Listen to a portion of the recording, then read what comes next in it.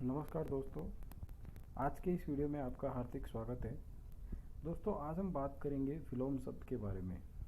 जी हाँ, विलोम शब्द हिंदी विषय का एक बहुत ही महत्वपूर्ण, एक तरह से अपन कह सकते हैं, कंटेंट्स है।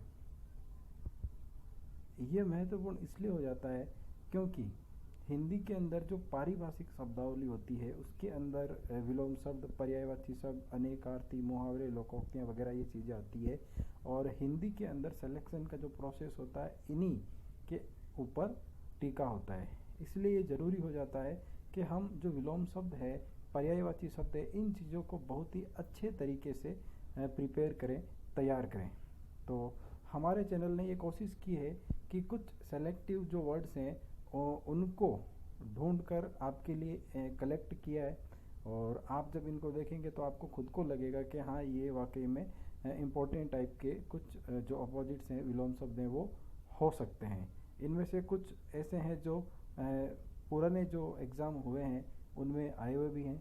तो चलिए हम बात करते हैं। सबसे पहले आप देख रहे होंगे अपनी स्क्रीन के ऊपर विसर्जन। दोस्तों, एक बात मैं आपकी यहाँ क्लियर कर दूँ, ये जो पर्यायवाची शब्द होते हैं या मैं कहूँ ये जो विलोम शब्द होते हैं, इन सब का जब तक हम अर्थ समझकर याद नहीं करेंगे तब तक हम इसको रट के याद नहीं रख सकते हैं। तो अर्थ के साथ आप समझते हुए चलिए। और अगर कहीं पर आपको कुछ कमी लगे, वैसे हमारे चैनल द्वारा पूरी ये कोशिश की गई है कि किसी तरह की कोई त्रुटि इसमें नहीं रहे।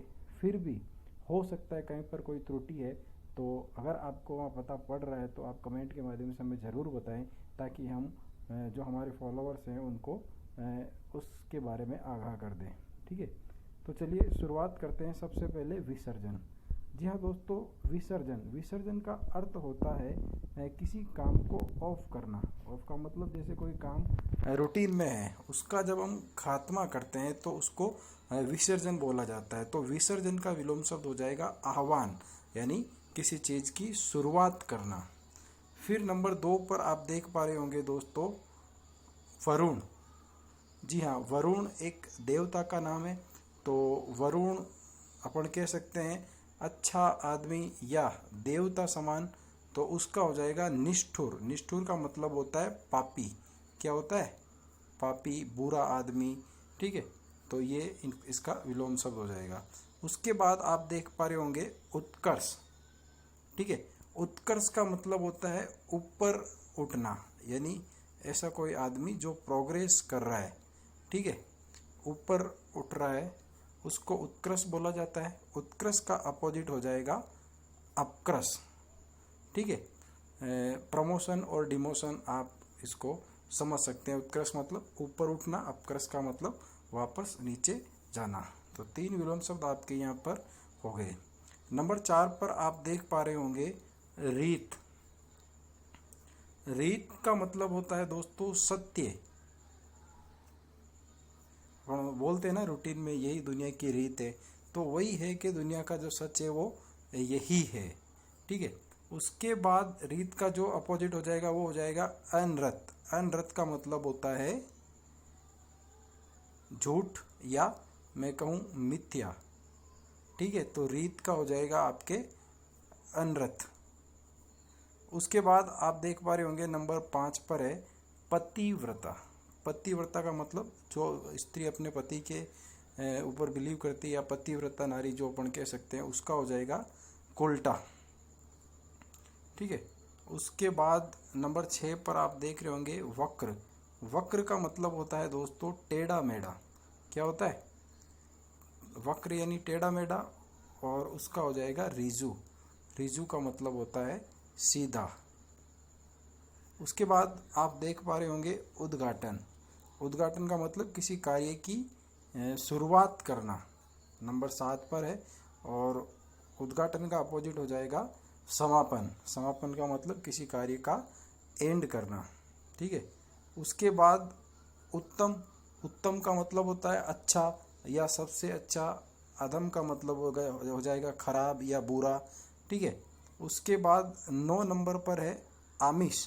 दोस्तों, मैं थोड़ा जल्दी इसलिए चल रहा हूँ ताकि वीडियो का जो टाइम ड्यूरेशन है वो लंबा नहीं है। 50 जो शब्द हैं उनका कलेक्शन यहाँ करा गया है। तो ज़्यादा वीडियो का ड्यूरेशन लंबा नहीं हो इसलिए मैं थोड़ा जल्दी चल रहा हूँ। चलिए बात करते हैं 9 नंबर पर आमिष।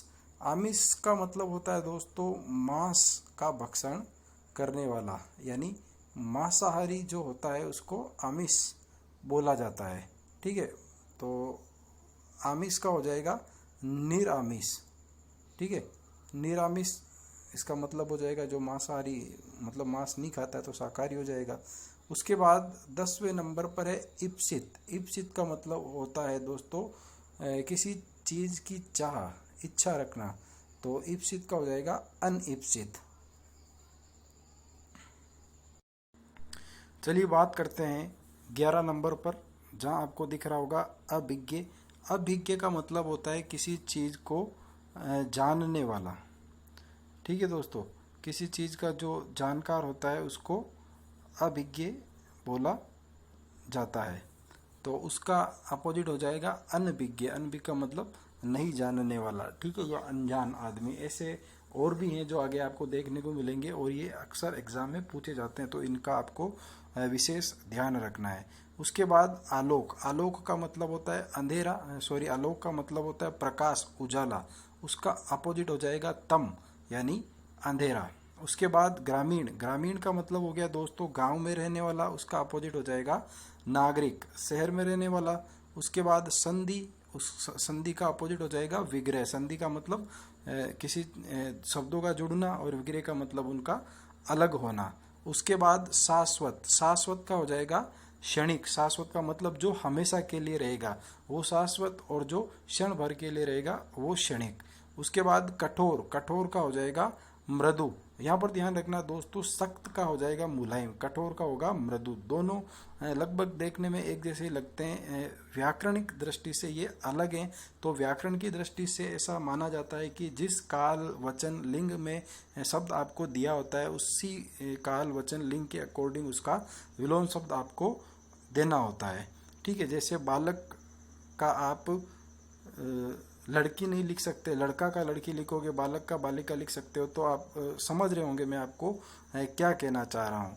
तो आगे बात करते हैं अपन नंबर 17 पे विशिष्ट। विशिष्ट का मतलब हो जाएगा, विशिष्ट का हो जाएगा सामान्य। अब ये यहाँ पर देखो 17 से लेके 20 तक आपको लगभग इनके अर्थ हैं जो एक जैसे लगेंगे, लेकिन इनका जो विलोम शब्द है वो अलग होगा। विशिष्ट का सामान्य होगा और विशेष का होगा साधारण। विशेष का आप सामान्य नहीं लिख सकते, तो विशिष्ट का सामान्य, विशेष का साधारण, फिर आम का खास, और एक 20 नंबर पे दे रखा है आपको प्रधान। प्रधान का मतलब मुख्य व्यक्ति, और उसका हो जाएगा गौण। गौण का मतलब हो जाएगा जिसकी महत्ता कम हो, कम महत्वहीन व्यक्ति या प्रधान। ठीक है, उसके बाद नंबर 21 पे है आपके सृष्टि।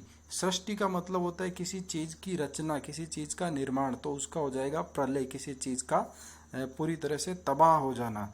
ठीक है, उसके बाद 22 पर है कृपा। कृपा का मतलब होता है दोस्तों किसी के ऊपर दया भाव प्रकट करना, किसी के ऊपर दया करना। तो उसका विलोम शब्द हो जाएगा कोप। कोप का मतलब होता है किसी का बुरा करना, किसी का अनिष्ट करना। ठीक है, उसके बाद नंबर 23 पर आप देख पा रहे होंगे साधु। साधु का मतलब होता है अच्छा व्यक्ति, और उसका अपोजिट हो जाएगा खल। खल का मतलब हो जाएगा बुरा व्यक्ति। और उसके बाद आप देख पा रहे होंगे नंबर 24 पर है उन्मूलन। उन्मूलन का मतलब होता है दोस्तों किसी चीज को जड़ से खत्म करना। ठीक है, तो उसका हो जाएगा स्थापना, किसी चीज की शुरुआत करना। चलिए उसके बाद करते हैं उसके बाद बात करते हैं नंबर 25 पे, जो आपको दिखाई दे रहा है दाता। दोस्तों दाता का अर्थ होता है दान देने वाला। उसका अर्थ हो जाएगा, उसका जो अपोजिट है वो हो जाएगा याचक, मतलब मांगने वाला। उसके बाद मनुष्यता, उसका अपोजिट हो जाएगा पशुता। उसके बाद गहरा। गहरा का हो जाएगा उथला। गहरा का मतलब गहराई भरी कोई चीज़, उसका उथला। उथला का मतलब होता है कम गहरा। उसके बाद आपको दिखाई दे रहा नंबर 28 पर है निर्मम। निर्मम का मतलब होता है ममता से रहित, जिसमें बिल्कुल ममता नहीं हो। उसका अपोजिट हो जाएगा सहृदय, यानी हृदय से, हृदय के साथ उसका निर्मम। तो आप समझ पा रहे होंगे। उसके बाद मैंने आपको बताया था, ये जैसे पहले आया था एक इसी तरह का वर्ड अभी यहाँ पर एक और आ रहा है 29 के अंदर, विज्ञेय और अज्ञेय। इनका अर्थ भी समझना जरूरी है, एग्जाम की दृष्टि से बहुत महत्वपूर्ण है। ये कई बार पूछे गए हुए हैं और पूछे जा सकते हैं। विज्ञ का मतलब होता है दोस्तों, अपन ने वर्ड सुना है विज्ञान। विज्ञान का मतलब क्या होता है? जानना। ठीक है, तो विज्ञान जो है वो विज्ञ से ही बना हुआ है, तो विज्ञ का मतलब होता है जानने योग्य। उसका हो जाएगा अज्ञ। अज्ञ का मतलब होता है जो जानने योग्य नहीं है, तो विज्ञ का अज्ञ। उसके बाद नंबर 30 पर है निरुजता। निरुजता का मतलब होता है उत्साह के साथ, है ना, जिसमें एनर्जी होती है उसको निरुजता बोला जाता है। उसका अपोजिट हो जाएगा रुग्णता, यानी जिसके अंदर बीमारियां है, रोग है, तो वो रुग्णता हो गया। ठीक है, उसके बाद है 31 नंबर पे निंदे। निंदे का मतलब होता है किसी की निंदा करना, उसका हो जाएगा आपके स्तुति, प्रशंसा करना, स्तुति। उसके बाद नत। दोस्तों नत का मतलब होता है नम्र व्यक्ति, नम्रता। नम्रता के साथ अगर अपन बात करते हैं किसी से, तो नत का मतलब होता है नम्र या विनीत। उन्नत उसका उल्टा हो जाएगा विनम्र। उसके बाद आप देख पा रहे होंगे 33 नंबर पे है यथार्थ। यथार्थ का यहाँ पर सत्य थोड़ा गलत लिखा हुआ है।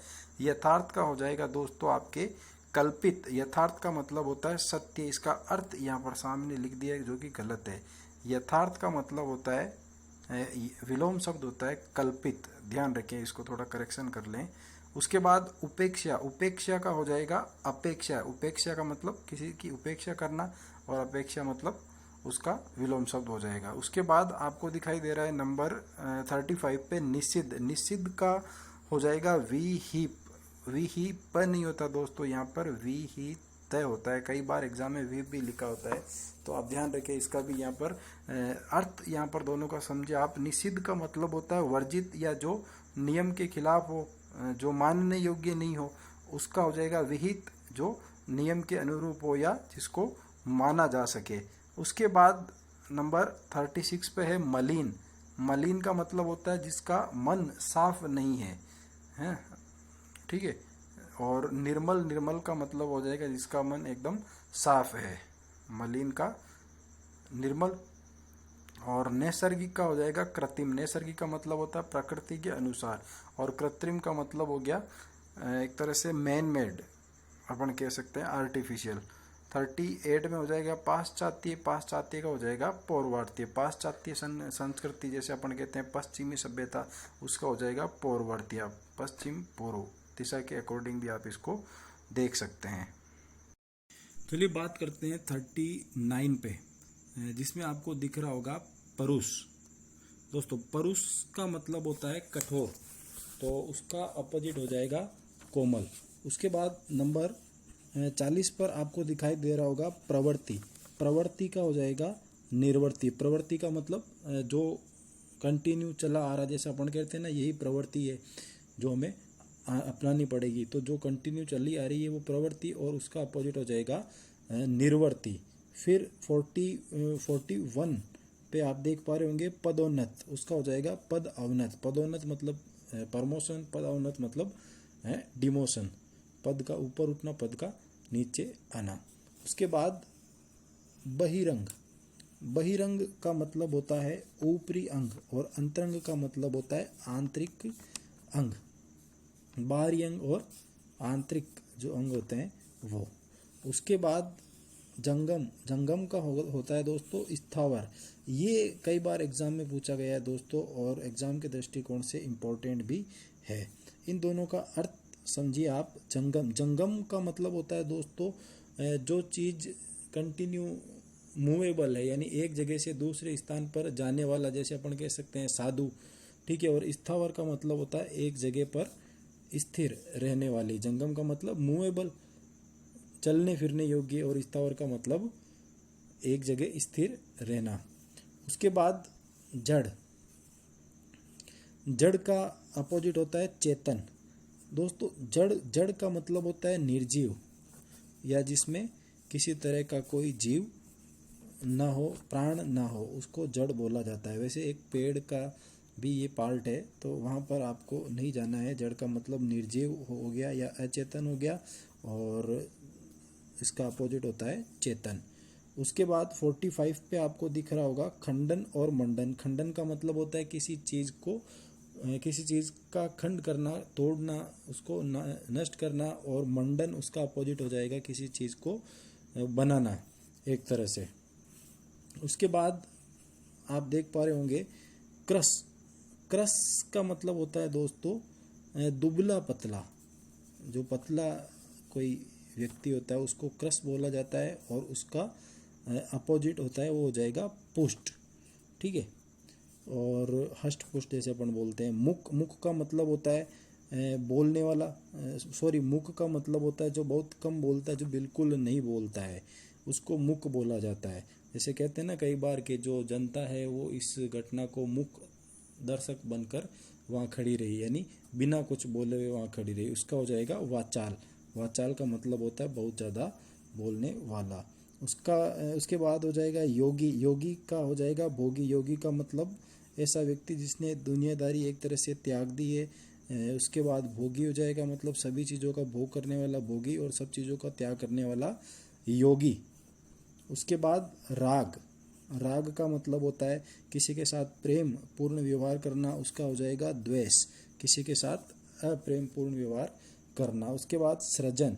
सृजन का मतलब होता है दोस्तों किसी चीज़ को बनाना, और संहार का मतलब होता है किसी चीज़ को नष्ट करना। तो उम्मीद करते हैं दोस्तों आपको ये जो वीडियो है वो बिल्कुल पसंद आया होगा।